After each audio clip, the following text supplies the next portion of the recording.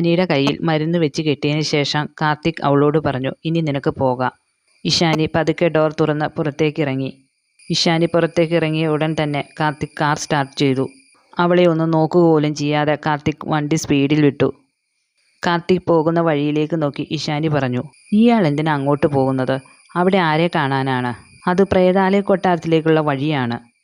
ഇഷാനിക്ക് ഒന്നും മനസ്സിലാകാതെ അവൾ അവിടെ നിന്നു. ഓ, പിന്നെ പ്രേതങ്ങളുമായിട്ടായിരിക്കും ഇയാളുടെ സഹവാസം. ഇയാളുടെ സ്വഭാവം അങ്ങനെയാണല്ലോ, മനുഷ്യനെ കണ്ടാൽ കടിച്ചു കീറാൻ വരും. ഇയാളുടെ പേരെന്തായിരിക്കും? അവൾ മനസ്സിൽ ചിന്തിച്ചു. കടുവയുടെ സ്വഭാവമുള്ള ഇയാളെ കടുവയെന്ന് വിളിക്കാം. അതും പറഞ്ഞ് അവൾ വേഗത്തിൽ സ്കൂട്ടറിൻ്റെ അടുത്തേക്ക് നടന്നു. കുറേ ദൂരം ചെന്നപ്പോൾ കാർത്തിക്കിന് കൊട്ടാരത്തിലേക്ക് പോകാൻ തോന്നിയില്ല. ആ നശിച്ചവള് കാരണം എൻ്റെ സകല മൂടും പോയി. അവൻ വണ്ടി പതുക്കെ നിർത്തി. ഇനിയിപ്പോൾ ഇന്ന് കൊട്ടാരം കാണുന്നില്ല, മറ്റൊരു ദിവസം വരാം. അതും പറഞ്ഞ് അവൻ കാർ തിരിച്ചു ഓഫീസിലേക്ക്. ബെല്ലിൻ്റെ ശബ്ദം കേട്ടുകൊണ്ടാണ് പ്രിയ വാതിൽ തുറന്നത്.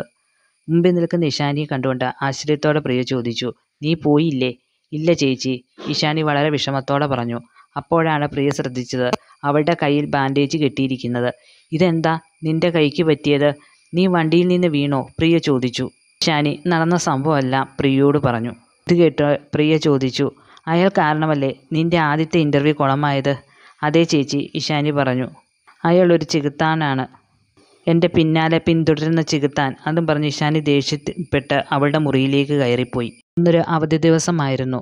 കാർത്തിക് അവൻ്റെ മുറിയിലെ സെറ്റിയിലിരുന്ന് വർക്ക് ചെയ്യുകയായിരുന്നു. അപ്പോഴാണ് അഞ്ജന അങ്ങോട്ട് വന്നത്. കാർത്തിക് ഫയലുകളെല്ലാം ചെക്ക് ചെയ്യുകയായിരുന്നു. മുറിയിലേക്ക് വന്ന അഞ്ജന ചിരിച്ചുകൊണ്ട് കാർത്തിക്കിൻ്റെ അടുത്തേക്ക് വന്നു. മുന്നിൽ വന്ന് ചിരിച്ചുകൊണ്ട് നിൽക്കുന്ന അഞ്ജനയെ കണ്ടുകൊണ്ട് കാർത്തിക് ചോദിച്ചു, എന്താ ചേച്ചി വന്നത്? അഞ്ജന വേഗം കാർത്തിയുടെ അടുത്തേക്ക് കിടന്ന ചെയറിലേക്കിരുന്നു.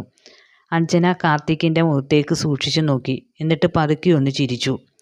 അഞ്ജനയുടെ ഒരിക്കലുമില്ലാത്ത ഭാവം കണ്ട് കാർത്തിക് ചോദിച്ചു, എന്താ ചേച്ചി എന്നെ ഇങ്ങനെ സൂക്ഷിച്ചു നോക്കുന്നത്? അല്ല, എൻ്റെ അനിയൻ്റെ മനസ്സിൽ ഏതെങ്കിലും സുന്ദരി കൂടുകൂട്ടിയോ എന്നറിയാനാ. അഞ്ജന കാർത്തിക്കിൻ്റെ മുഖത്തേക്ക് നോക്കി ചിരിച്ചുകൊണ്ട് പറഞ്ഞു. ചേച്ചി എന്തൊക്കെയായി പറയുന്നത്? രാവിലെ എൻ്റെ മുറിയിൽ വന്ന് ചേച്ചി തമാശ പറയുകയാണോ? കാർത്തിക് പരിഭവത്തോടെ ചോദിച്ചു.